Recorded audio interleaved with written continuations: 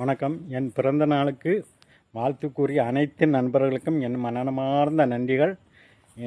என் வாழ்க்கையில் நான் கேக்கு வெட்டி பிறந்த நாள் கொண்டாடினது கிடையாது. அந்த வாய்ப்பை ஏற்படுத்தி கொடுத்த அனைத்து நண்பர்களுக்கும் எனது மனமார்ந்த நன்றிகள். அல்போன்சா ஸ்கூல் ஃபேமிலி டீச்சர்ஸ் அவங்க என்னை பாட்டு பாடி என்னை பர்த்டே விஷ் பண்ணாங்க. அவங்களுக்கும் என் மனமார்ந்த நன்றிகள். பழனி அண்ணா எனக்கு இன்ப அதிர்ச்சி கொடுத்துட்டே இருந்தாங்க. நானே அது எதிர்பார்க்கல.